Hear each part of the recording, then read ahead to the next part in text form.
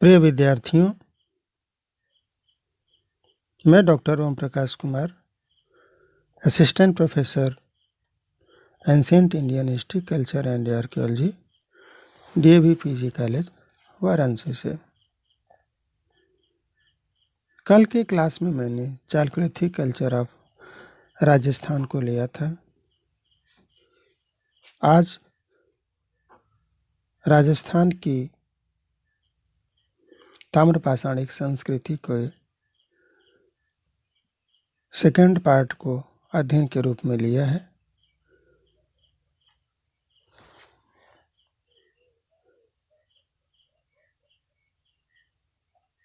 राजस्थान की ताम्रपाषाणिक संस्कृति के जो मुख्य बिंदु अध्ययन के लिए प्रस्तावित हैं, ताम्रपाषाणिक संस्कृतियों के प्रस्तावना, इंट्रोडक्शन ऑफ चालकुलिथिक कल्चर, ताम्रपाषाणिक संस्कृतियों का वर्गीकरण, क्लासिफिकेशन ऑफ चालकुलिथिक कल्चर, विस्तार, एक्सटेंट या एक्सटेंशन, प्रमुख उत्खनित पुरास्थल एवं सांस्कृतिक कालक्रम, excavated principal sites and cultural sequence, अधिवास प्रक्रिया, सेटलमेंट पैटर्न, कालक्रम, क्रोनोलॉजी, निर्माता, ऑथरशिप, इतनी की चर्चा हमने कल के क्लास में किया था। आज भौतिक पुरावशेषों, कल्चरल मटेरियल्स की चर्चा होगी। इसमें मृदभांड, सिरेमिक्स, अलंकरण, डिजाइन, ताम्र धातु की, कॉपर मेटलर्जी, मन की, खेल की मोहरें, गोटे, चक्र एवं मीड़ मूर्तियाँ, beads, gamesmen, disc and terracotta figurine की चर्चा करेंगे। भौतिक पुरावशेष। भौतिक पुरावशेषों में प्रथम मृदभांड है। आहारवासी विविध प्रकार के पात्र परंपराओं का प्रयोग करते थे। इनकी कुल 7 प्रकार की मृदभांड परंपराएं पहचानी गई हैं, जिसमें श्वेत चित्रित कृष्ण लोहित मृदभांड मुख्य पात्र परंपरा या लक्षण पात्र परंपरा है, प्रिंसिपल टाइप है। जैसा कि पूर्व में वर्णित है, मृदभांडों में परिवर्तन एवं विकास के आधार पर इन्हें 3 उपकालों, सब फेजों में बांटा गया है। प्रथम उपकाल चालकुलिथिक सब फेज ए। इस चरण की दुधिया ओपदार पात्र परंपरा प्रमुख है। मीन्स इन पर इस तरह की स्लिप लगी है जो वाइट कलर की है। इसके अतिरिक्त पांडु रंग या भूरे रंग की मृदभांड परंपरा मिलती है। अन्य मृदभांड परंपराओं में कृष्ण लोहित मृदभांड परंपरा,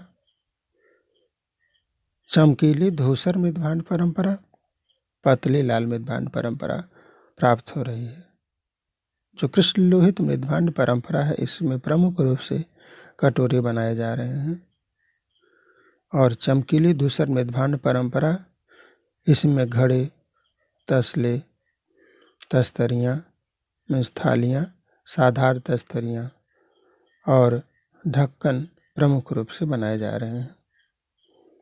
पतली लाल मृदभांड परंपरा में घड़े, कटोरे, तस्तरियाँ, साधारण तस्तरियाँ प्रमुख रूप से बनाई जा रही हैं। प्रथम उपकाल चालकुलिथिक सफेज बी। इस चरण में दुधिया प्रलेप तथा पांडु रंग की पात्र परंपरा समाप्त हो जाती है।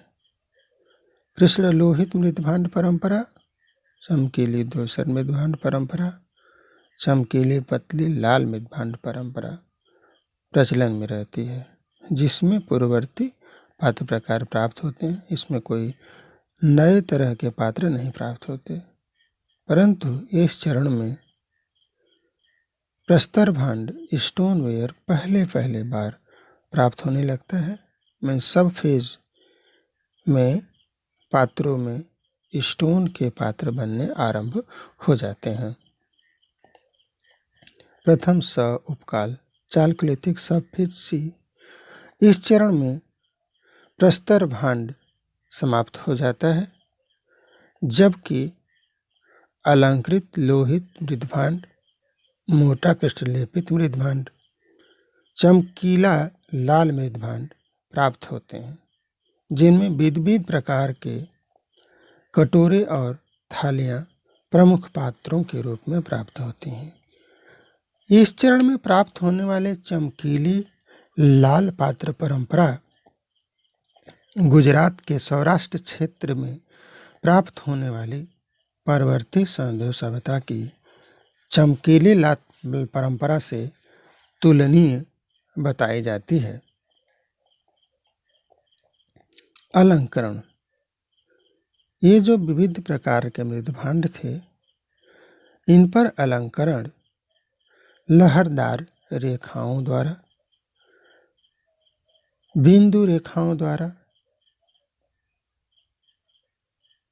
हीरक तारा आदि के रूप में रंगकर तथा मिट्टी की पतली बत्ती को पात्रों पर चिपकाकर इप्लीक करके तथा नुकीली वस्तु से धंसाकर इंसाइज करके बनाया जाता था। मीन्स तीनों प्रकार से अलंकरण कर रहे हैं। रंग लगा कर रहे हैं, मिट्टी को चिपका करके कर रहे हैं, और इसमें नुकीली वस्तु से धंसा करके इंसाइज करके भी अलंकरण कर रहे हैं लोग पात्रों पर।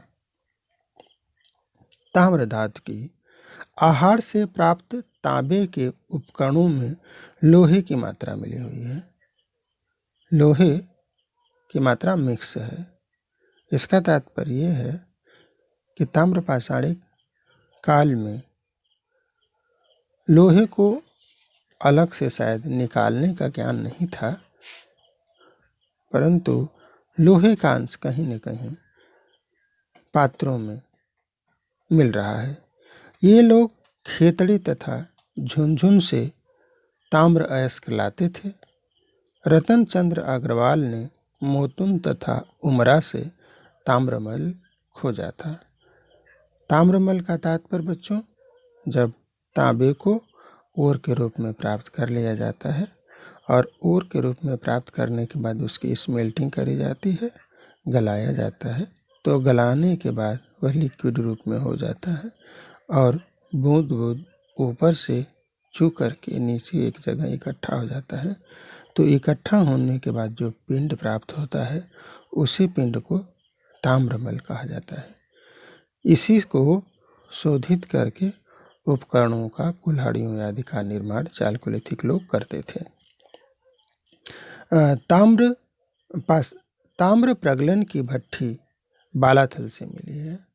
अब ये ताम्र प्रगलन की भट्ठी मिलने का तात्पर्य यह है कि यह लोग स्वयं ही लोहे को और तांबे को गलाते थे और तांबे को गलाने के उपरांत उस उपकरणों को बनाते थे।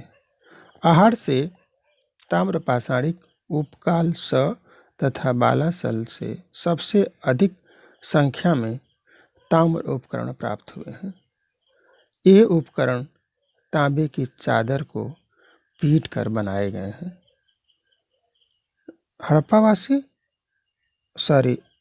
आहारवासी तांबे को गला करके एक चादर बना लेते थे और उसी में से काट करके उपकरणों को अलग अलग रूपों में बना लेते थे, पीट कर। यहाँ से प्राप्त होने वाले उपकरणों को उपयोगिता के आधार पर 3 वर्गों में बांटा जा सकता है। इसमें प्रथम गृह उपयोगी वस्तुएं हैं, जिसमें चाकू की गणना की जाती है। चाकू का गृह में विविध उपयोग होता है। बढ़ई गृह उपयोगी वस्तुएं चिपटे कुल्हाड़ियाँ हैं, जिसे गृह में भी उपयोग हो सकता है कृषि कार्य के लिए, और बढ़ई कार्य के लिए भी इसका उपयोग हो सकता है। सौंदर्य उपयोगी वस्तुएं इसमें चूड़ियाँ हैं, छल्ले या अंगूठियाँ हैं और छड़े हैं। छल्ले कुछ ऐसे जो अंगुलियों में पहनने जा रहे हैं और छड़े जो पाँव में उपयोग किए जाते हैं। उल्लेखनीय है कि आहार तथा बालाथल में लघु पाषाण उपकरण नहीं मिले हैं, जबकि कायथा से मिले हैं। मन के खेल की मोहरें, गोटे, चक्र एवं मीण मूर्तियाँ। मन के माणिक्य, सील खड़ी पत्थरों, पक्की मिट्टी के मुख्यतः बने हैं। इन मनकों को पिरोकर मालाएं बनाई जाती थीं, जिनका उपयोग राजस्थान के तांबा साड़ी के लोग पहनने में करते थे। आहार तथा गेलुंड से कुछ इस प्रकार के मनके मिले हैं जिस पर ज्यामितीय एवं पशु अलंकरण किया गया है। अर्थात ये लोग मनके को विकसित अवस्था में बनाते थे, जिसको सुंदर बनाने के लिए, कलात्मक बनाने के लिए ज्यामिति और पशुओं का अलंकरण किया करते थे। आहार से विविध प्रकार के गोटे, गेम्समैन प्राप्त हुए हैं। ये गोटे खेलने के लिए प्रयोग किए जाते थे, जैसे आप पासा समझ सकते हैं। ये गोटे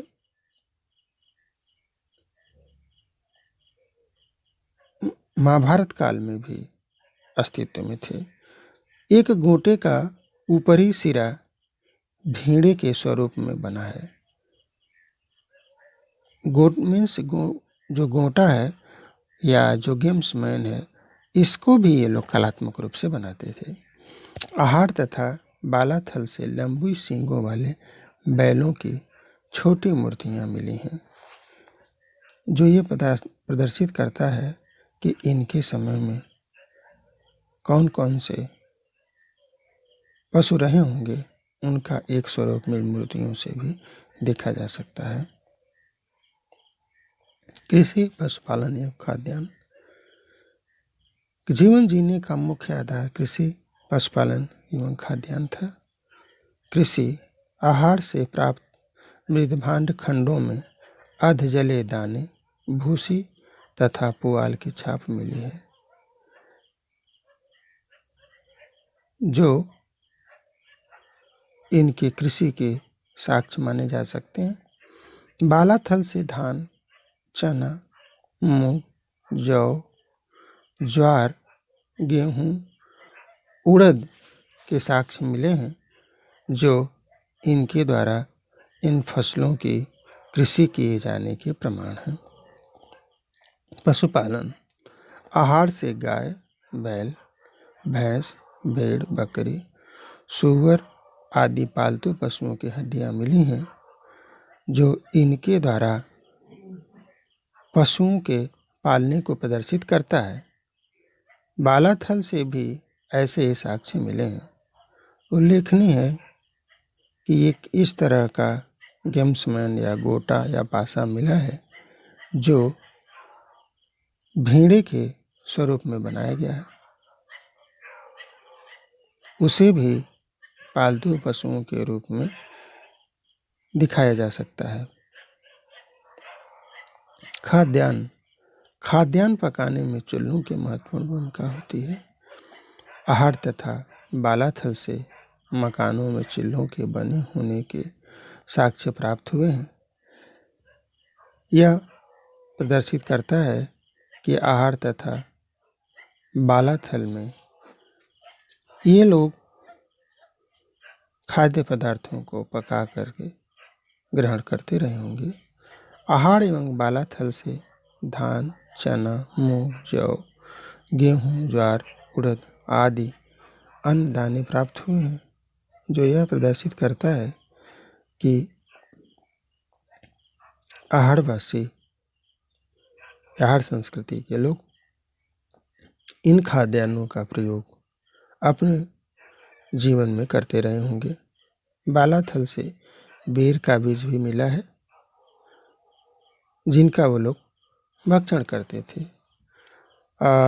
यहाँ उल्लेखनीय यह है कि बेर का बीज मिला है, परंतु बहुत सारे ऐसे पौधे जिनके दाने या जिनके बीज उपलब्ध नहीं हुए हैं, हड़प्पावासी अपने पर्यावरण में उपलब्ध होने के कारण उनका भी प्रयोग अवश्य करते रहे होंगे। जंगली पशुओं में हिरण, चीतल, सांभर, नीलगाय, सूअर, नेवला एवं चूहा की अस्थियां मिली हैं। इसका तात्पर्य यह है कि वे लोग इन पशुओं का प्रयोग मांस के लिए करते रहे होंगे। जल जीवों में कछुआ और मछलियों की अस्थियां हैं। यह जल जीव आदिकाल से प्रयोग किए जाते रहे और इनका प्रयोग आज भी होता है। तो राजस्थान में ताम्रपाषाणी के लोग इनका भी प्रयोग करते थे। उपसंहार: राजस्थान की ताम्रपाषाणिक संस्कृतियाँ मुख्य रूप से ग्राम संस्कृतियाँ हैं। इनके जीवन का आधार कृषि एवं पशुपालन था।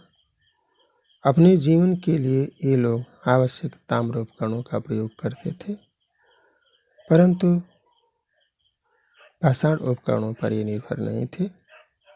इनके आवास मुख्यतः कच्चे से पक्के की तरफ विकसित हो रहे थे और इनकी जो जीवन शैली है वह धीरे धीरे विकसित होती जा रही थी।